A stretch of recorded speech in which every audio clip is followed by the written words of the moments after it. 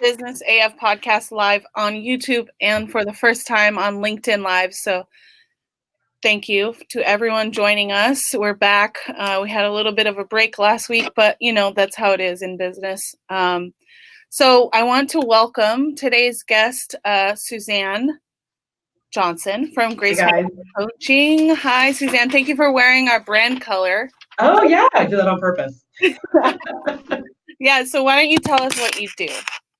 So I am a personal financial coach, and I help individuals, couples, and families build good financial habits so they can experience a more stable future and carefree life. Awesome. Okay. Well, Suzanne, what's your background in? My background is actually in sports management and commercial real estate. I got into this particular field because I was one of those people who came out of school with student loan debt and some credit card debt, and I wanted to make that go away. And this program I'm certified through is the same program that I went through, all the classes, got my own coach, and I was able to pay off almost $90,000 in debt in less than 4 years. With some of the people coming out of school these days, it's 6 figures of student loan debt. So even 90,000 seems like a lot of money. So I now do this full time so I can share what I've learned and what I've experienced with other people. Okay, perfect. So you're speaking from your own experiences pretty much. Absolutely. That's I think that's one of the best ways to pass information down, right? It's when you've gone through it yourself, because then this way it's like a working product. Yes, exactly. It's not just something, something I picked up off the shelf and said, oh, this looks like a good thing to go sell. It's something that I've experienced and used myself. Right. So why did you go through this program? Was it because you were having trouble saving or paying your student loan? Yeah, I felt like I was kind of in the proverbial hamster wheel. I kept going around and around and saying, okay, I'm paying off this debt, and it's a low interest loan, so it's not that big of a deal. It's only, I think it was 2.4% or something like that through Navient back in the day. And I said, but I wasn't making progress. I was paying it off, but at the same time, I wasn't growing a pile of money on the side for saving or for retirement. And one of the things that my parents had passed down to me is that saving for retirement was very important. So I wanted to be able to get to a place where I could put more money aside. But I realized as I was paying down this debt, I was paying somebody else. I wasn't able to pay myself, which is what saving really is. Oh. Paying yourself. Paying yourself. That's one of the things that they were talking about at a recent conference I was at. That's like the first thing you do. Pay yourself when you're in business. So the topic of our podcast today is obviously financial maturity. And so we have a lot of people that may have issues in their personal life, but what can you define, like, what does financial maturity mean to you, and how do you use that in your business? So financial maturity is not a milestone. It's not a dollar amount. It's not the day you get your first paycheck at your new job. It's not the day you buy that Mercedes you always wanted, or it's not a day where you hit that number in your 401k. Financial maturity is being aware at all stages of your financial life, how much you make, how much you give, how much you spend, and how much you save. So that's what we define as financial maturity, in the sense that it's a growth process, which all maturity is a growth process, whether it's socially mature or a little kid learns that they can't throw their food across the table at a crowded restaurant, or if it's financially mature for those of us over the working age of 18. Right. Okay. Yeah, I mean, personal growth, we all go through that, I think. Definitely. And they come at different stages. So so like you've done it in your personal life, and now you've turned it into like what you do for your business. And can you talk a little bit about how those parallels that you've learned in your personal financial maturity and how those like cross over into now your business and decisions that you make? Absolutely. From a very basic standpoint, I had a consultation yesterday with someone who is not budgeting in their personal life, and they're not budgeting in their business life. So from a very basic standpoint, if you're not financially mature with the dollars that someone else is paying you, and then all of a sudden you start your own business and you've got to pay yourself, you might not be responsible with those dollars that you're paying yourself. One of my first questions for her was, how much are you paying yourself? Are you paying yourself weekly? Are you paying yourself? And just having that schedule, instead of having a corporate or a large company, a medium-sized company, be your employer, and they're paying you weekly, or they're paying you every other week, or they're paying you the 1st and the 15th, you have to pay yourself, as you pointed out. So from a very basic standpoint, just being able to add yourself to the payroll process, pay yourself first, and continue your business with the money that's coming in is a sign of financial maturity. On a deeper level, I think a sign of financial maturity is making sure the numbers work. Sometimes we want the numbers to work, but they're not going to work. Sometimes it's a matter of simple addition and subtraction. So being able to sit there and say, I would really love to purchase this new tool, and it's $40 a month. But look at the upgraded package, it's $80 a month, and I could use this, this, and this. Okay, well, let's go back to the $40 a month. How does this fit in my budget? If you don't have a business budget, how do you know if it fits?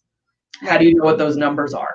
And if you have a business budget, you're able to look at it quickly and say, okay, I've brought on 2 new clients in the last couple months. Those clients, if they continue business with me, will pay for this tool. But if you don't know how many clients you have, what they're paying, what your income is going to be 6 months down the road, and sometimes we do forecast 6 months down the road, even if we have a type of business where the client might fall off, we might bring on new clients. But just having that ability to sit back and say, okay, wait, before I purchase this, is this the best move? Is this going to fit into my business budget? And the same thing goes for your personal budget as well.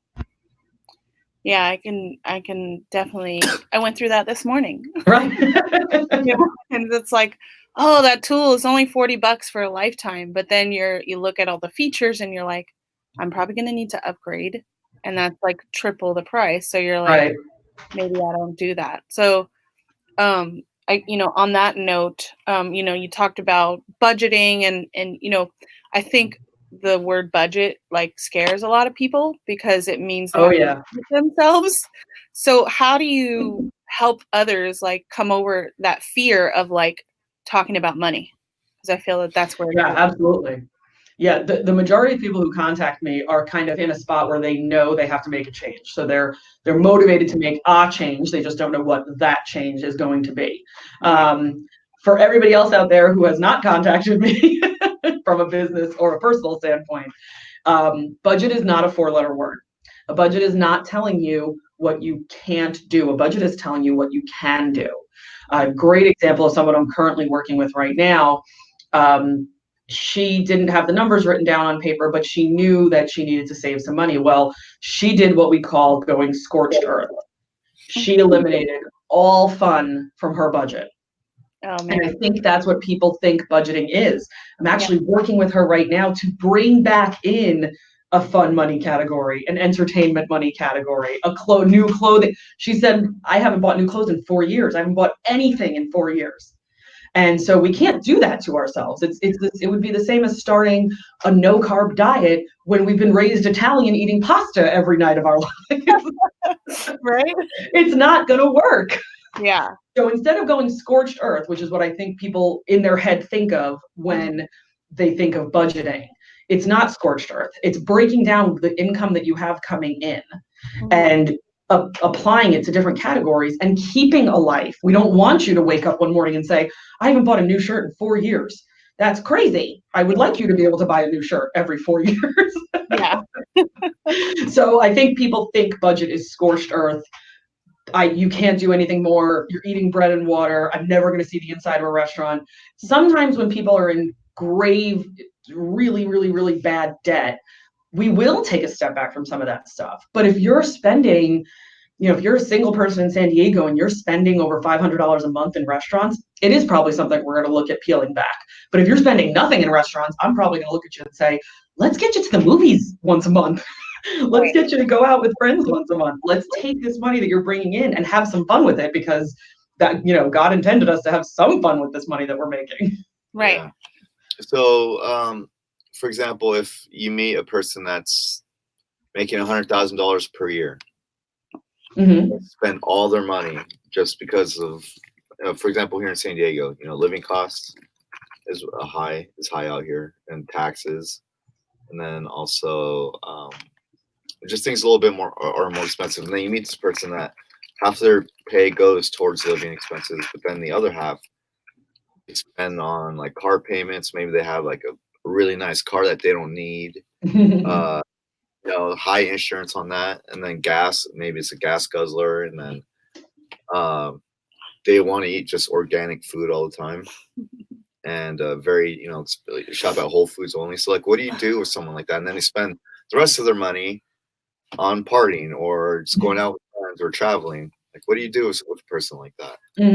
So $100,000 for, let's say the person is single in San Diego, is more than enough to live off of. So I'm going to take your exact example and say that that person is spending 50% of their income on their housing. We actually have percentages. I taught a budget workshop at Downtown Works last week, and the one thing that was photographed the most in the presentation was the slide where I showed what are the percentages, what should you be spending out of your income. In that presentation, those calculations through the program through which I'm certified tells us you shouldn't be spending more than 25% of your income on housing. If anybody who's watching this is doing a budget, they know there is no way you can live in San Diego and spend only 25% of your income on housing. Right. So we make adjustments for areas like San Diego, Los Angeles, New York. So what I said in that meeting was, take this percentage with a little bit of a grain of salt. Take the gas percentage with a little bit of a grain of salt, because we have the highest gas taxes in the country in California. But if we're talking over 40% of your income is going to your housing, now we're getting into a problem territory. So with this person that you gave me an example of, I would say to them, hey, where are you living that it's taking 50% of your income? Well, I have a 2-bed, 2-bath in Kearny Mesa, and it's a brand new construction, and it's $2,400 a month. Well, you're a single person, we might be downgrading to a 1-bed, 1-bath.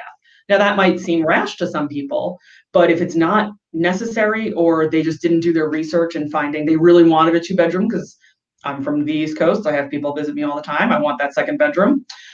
There might be other areas, for example, like Claremont, where it is cheaper, and you might be in a duplex versus an apartment house, but we would have to make that concession. Another great example that you pointed out is the car, the gas guzzler. Again, highest gas taxes in the country in San Diego, yay! And so maybe we look at the car and we downgrade car. Now, the other thing we do, instead of just taking those percentages on top of that, is we develop what we call the 4 walls. So we have food, shelter, transportation, and utilities. Those are our 4 walls.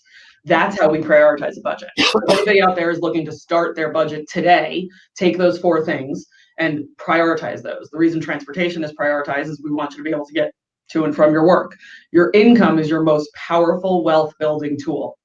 So transportation is prioritized so that you can get to and from work to get that income. Obviously, shelter, food, and utilities kind of explain themselves.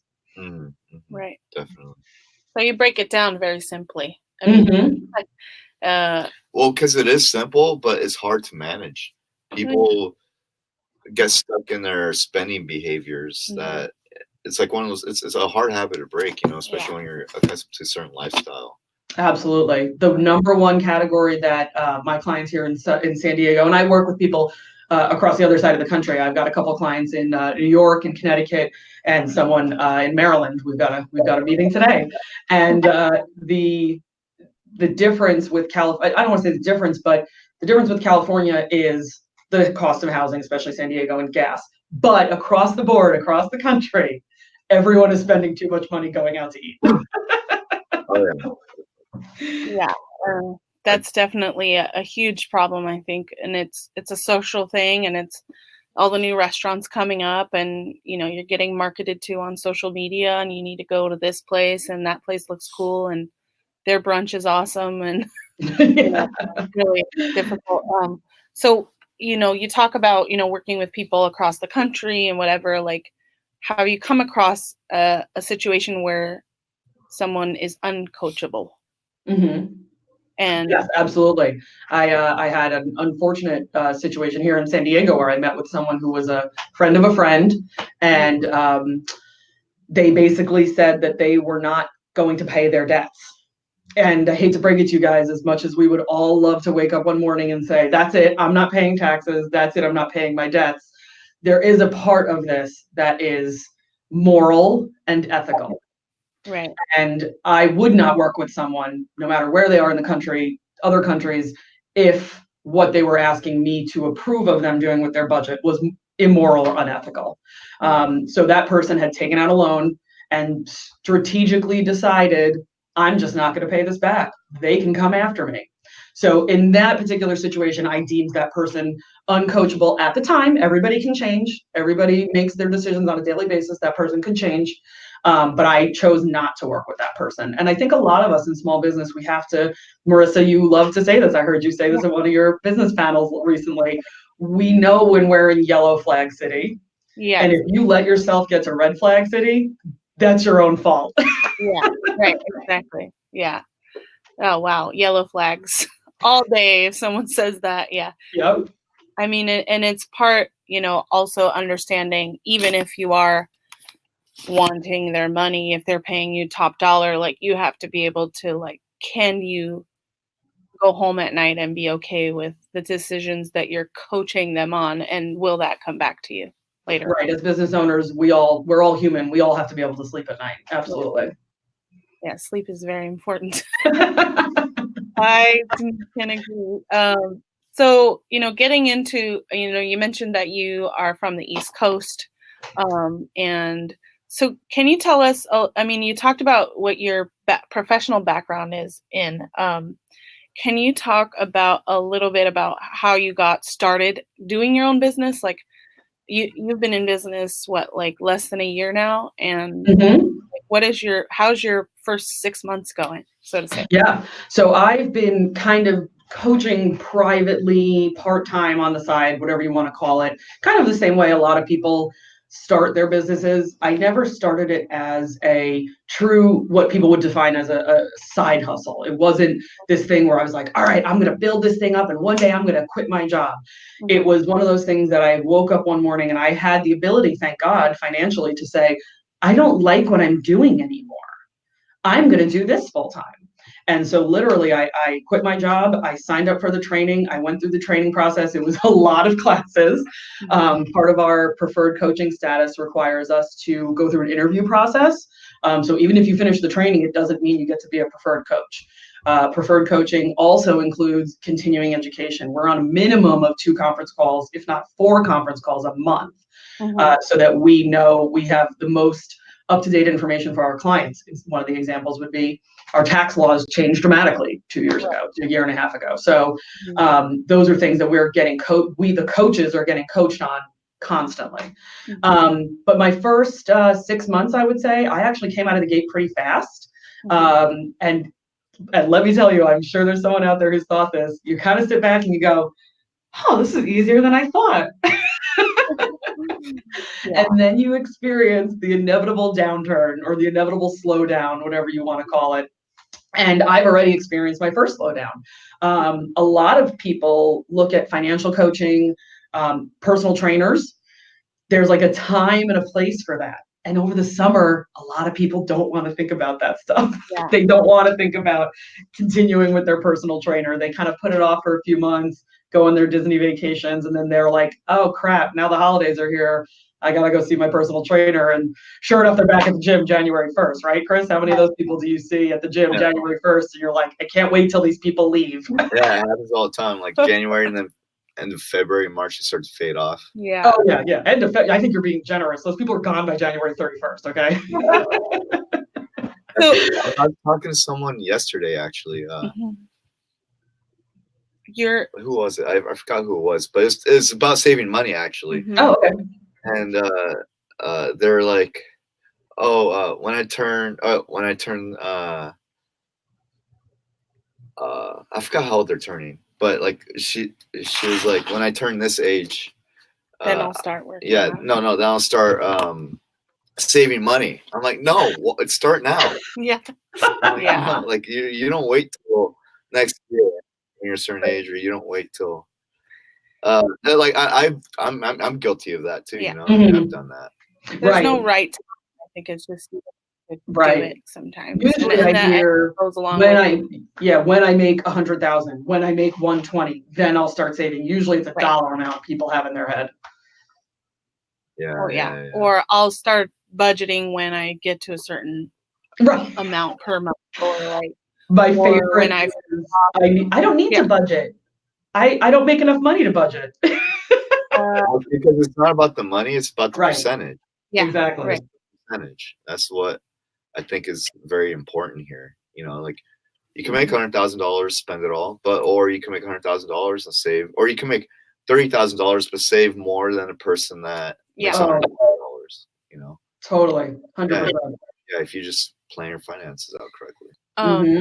So you talk about, you know, downturns and, you know, the ups and downs. So if someone's gonna make 2020 their year and like I'm gonna save and I'm gonna budget, like now is the time to talk to you? Is there like a process of like getting things in line to then be ready to do it in January, or like how does that work? I mean, like, I guess, you know, what's when they first start working with you, like when can they see like some of their hard work or budgeting actually take, you know, start working?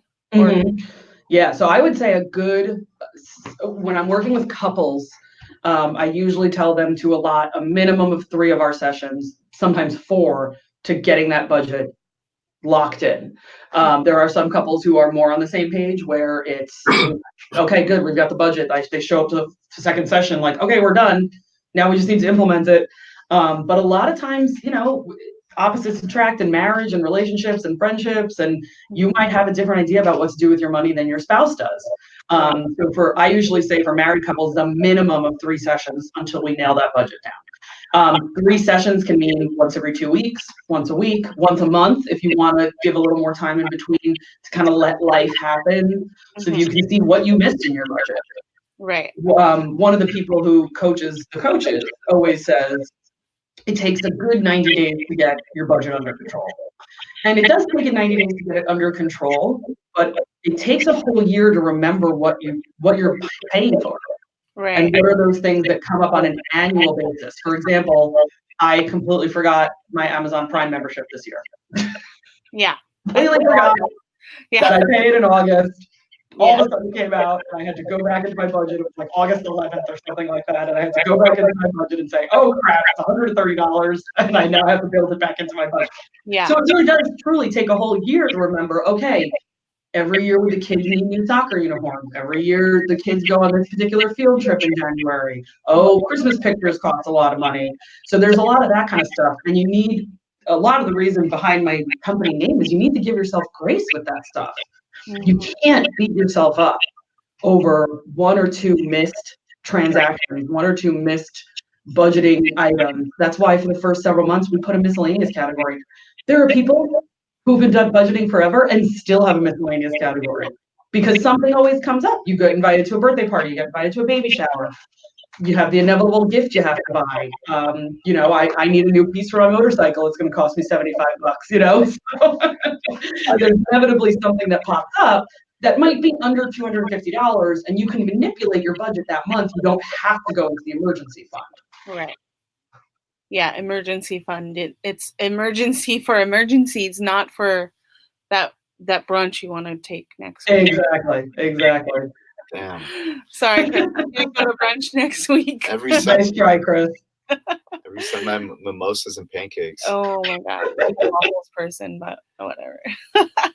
Okay. Yeah, so I would say it takes a good 3 months to get a budget under control. And if you're looking to really be able to, you know, we have a budgeting tool we use. If you're looking to be able to wake up January 1st and open that tool, which is an app, it's on your computer, it's on paper, and say, all right, this is it. This is the year I get my money under control. I would say now is definitely the time to start doing that. You know, with a session before Thanksgiving, one right after, in between Thanksgiving and Christmas. Actually, believe it or not, I've got a lot of people right now saying, hey, can you help me figure out how I'm going to pay for Christmas presents? Yeah.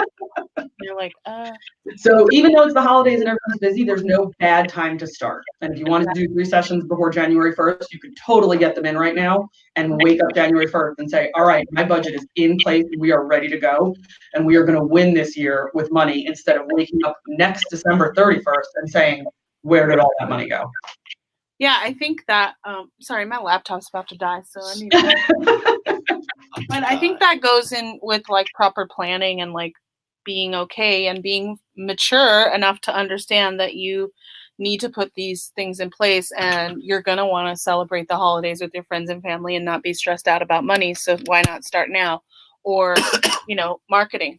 Like, people right now are coming to me and we're having conversations about January and like what the plan is for next year. And it's, I want to take some time off during the holidays to be with my family. I don't want to be stressed out and like, everyone gets in that lull mode, and I think with proper planning and guidance that could be done.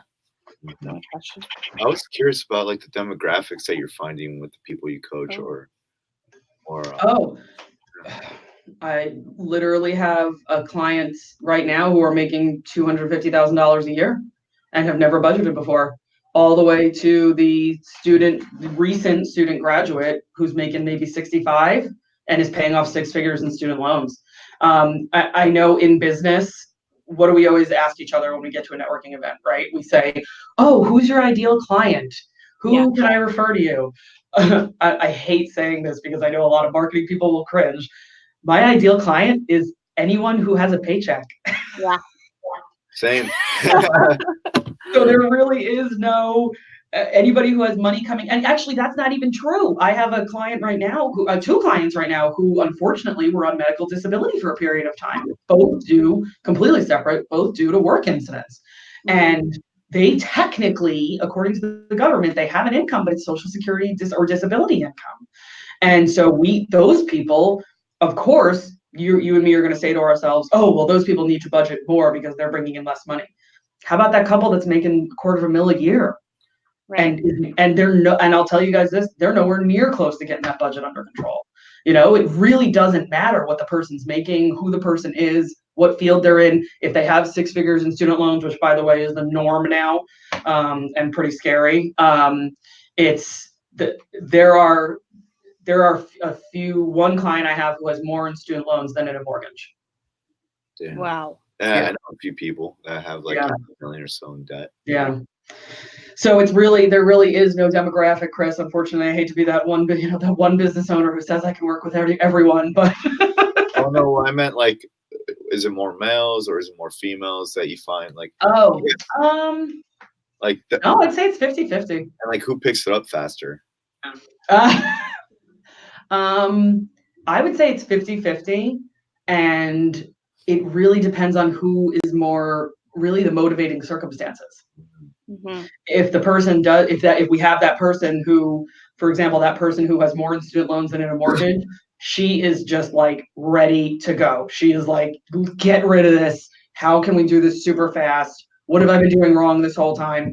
Let's flip the script. Let's take my budget and you tell me what I've been doing, because what I've been doing is not working. I still have 6 figures in student loans and I have a house that's almost paid for. So there's that person. But then at the same time, I had a gentleman in the military who just came back from being overseas, and he was like, all right, let's do this. I'm finally back on US soil and I have all this money from, putting myself on the front line overseas, and I want to make this work for me. So I don't want to make a mistake. I want to get this fixed as soon as possible. I want to get everything, kind of set it and forget it. Where should I put this? Where should I put this? How much should I be putting in my TSP, which is the military equivalent of a 401k? So really, it really depends on the motivating circumstances for everybody. Yeah. So have you, I know you've done a lot of like personal work one-on-one. Have you crossed over into like consulting businesses, or is that just kind of like an after effect of what you're doing and what you're guiding people through? Not specifically. I'm not marketing to consult for businesses, but I do have a handful of clients right now who are small business owners, and that just comes with the territory of the kind of the circles that you and the three of us run in, right? Mm-hmm. So I've got a handful of small business owners right now who are saying, not only do I want to get my personal stuff set up, but I want to get my business stuff set up. Can you help me with that? And yes, I can. I can absolutely help with the business side of things. The business budget is just as important as the personal budget. Right. I definitely agree on that. Big time. Yeah. I know some, like, for example, some people that are solopreneurs, but they want the business to grow, but they take all the money that they make. They don't really plan it out. It happens all the time. I think that's why a lot of businesses fail too, is that the budget, like they don't plan it out. Mm-hmm. For example, we work right now. Have you seen anything going on about WeWork? Oh yeah, it's crazy. Yeah. I didn't plan out. Like right. Well, Yeah. I think they may have thought they planned it out, but probably just had the wrong people. And when I was at the conference last week for QuickBooks, Ashton Kutcher said you have to be able to be savvy enough to know when you need to outsource things. So like you have to be savvy enough, and that comes along with like looking at the numbers, like looking at your budget. And that can be like people think accounting is like, oh my God, this huge big thing. And like, I can't hire an accountant. But like, if you have a budget to start off, your accountant will love you once you're ready to hire them. Right. Oh, yeah. What you're coming in. And then, okay, this is coming in and I'm going to outsource this because I just don't have the time or and that's, I think, financial maturity. It falls under that umbrella of knowing when to be like, okay, I'm just going to pay someone else to do this because it's easier for me to just focus on growth or focus on creation or whatever their like genius is. Right. So, well, yeah, one of the bigger things, I think outsourcing would probably be number one for business owners. But then number two is, how do I know if I'm scalable? Right. How do I know if I can bring on that full-time employee instead of continuing to outsource my social media and that kind of thing? Hey, am I at that place where I can bring on a full-time employee? Is this business really scalable? And that's something I'm working with a couple people right now to see if they can take the next step in their business. And instead of just outsourcing the little things, bring on a full-time employee and really start to grow the business exponentially. Right, exactly. And well, yeah, I mean, I could talk numbers now that I went to that QuickBooks conference. Right? All about the numbers and can I fit it into my budget and can I afford this tool? But I want to take a little bit of a turn and ask you, we always do, you've provided us with a lot of valuable information when it comes to financial maturity, but I want to ask you that one random question that we have today. And speaking of budgeting, we're going to tie it in a little bit. So if you could live anywhere with an unlimited budget, you don't have a cap on what you spend on your monthly expenses or whatever, and you can still do what you do, where would you live and why? Well, that is a great question. Kind of something I'm struggling with personally a little bit down the road. My husband is active duty Navy, so at some point we are going to have to move. And we will either, in certain situations, we won't have a choice, right? The Navy will tell us where we're going. But then after that, in a few years, when he's done, where are we going to go? And we're actually starting to talk about that stuff right now. Two of the places we kind of zoomed in on already are either Texas or Tennessee. If anybody familiar with state income tax, you'll know that both of those states do not have that. So you get to keep more of your money. But if I could live anywhere with an unlimited budget, not taking the budget into consideration, I think I might stay in San Diego. I know, I'm crazy. I know. But you're not crazy. Yeah, you did something right? Right, exactly. Yeah, the reason would be probably, the climate. I grew up in New York, and in the summer it gets humid, and I hate humidity. People think I left New York because of the cold. No, I left New York because of the humidity, actually. Right. I can deal with snow all day long. I can't deal with humidity, which is hilarious if you think about me saying I'm going to move to Tennessee or Texas. Yeah. That's hilarious. Well, taxes or humidity, which one? Right. Exactly. Yeah, exactly. So I guess I am more anti-taxes than I am anti-humidity. I never thought about it that way. Well, you're welcome. Great. Make sure you quote us in your book or whatever. Yes. Just kidding. So if you gave us a lot of information, like I said, I'm going to wrap it up here because I know that your time is valuable. But if someone wants to connect with you, they can go to your website, Grace Financial Coaching, and they can also get a free consultation, right? That's it. So on the website, there will be a link to request a consultation, and it'll send you to a Calendly invite for a 40-minute free consultation. to make sure that one, coaching is right for you. Two, I am the right coach for you, whether your specific situation be personal, business, both. Individual, married, family. I'm actually coaching somebody right now, and we're including her 2 teenage daughters, which is super exciting. Awesome. Yeah, it's really cool to see. And you'll be able to figure out if we're the right people to work together, if you're ready for coaching. And then also, one of the things we ask people is, are you going to stay faithful and available and teachable to the process? Not just to me. Obviously, I want everyone who works with me to feel very comfortable, but are you going to be a student of the process? Because it is a process. And one of the things that with a budget is, once you have this budget set up, which is, why I alluded to it taking maybe 3 to 4 sessions to get that budget really nailed down. Once that's nailed down, it changes very little. Yeah. Even if you change jobs, even if you end up having another kid, even if you get a third car, it actually changes very little once you have the format nailed down. And once you have it nailed down, it's just a continuous process of clicking a button on the software that we use, if you'd like to use it, and just saying, here's December. Okay, now let's click January. Okay, well, there's no Christmas presents in January, so just delete that line. But the majority of the budget stays the same, right? But it's really eye-opening for people to see where their money is going. And I think that is the budgeting process, learning the budgeting process, developing your budget is probably the biggest thing anybody will walk away with if they employ a financial coach. Again, personal or business, getting that budgeting muscle working is going to make a huge difference in your personal and your business life. Yes, I definitely agree. Awesome. I've been there. So, Chris, you gotta get on it.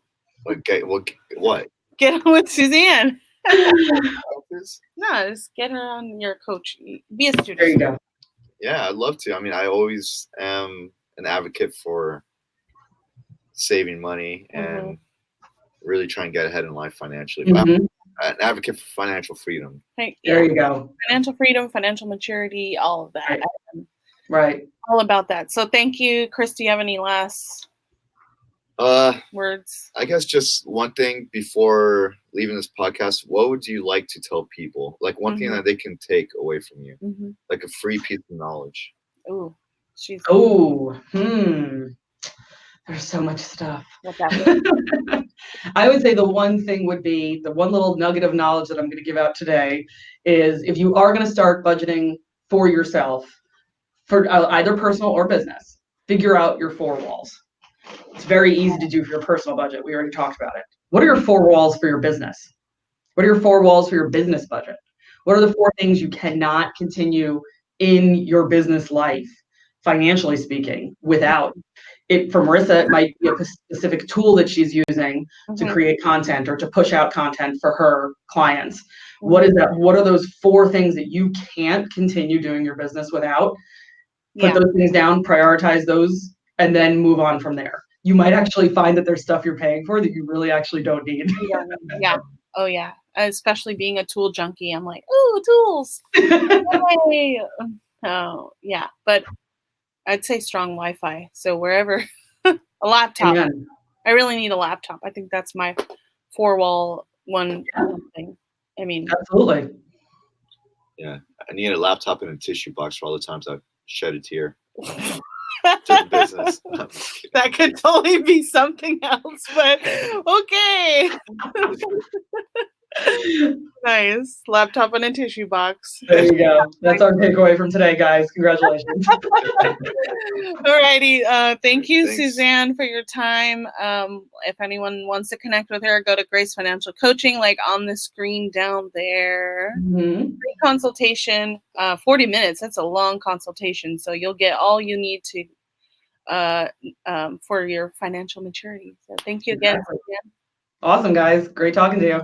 All right, you too. Good day. Thanks. Bye. Bye.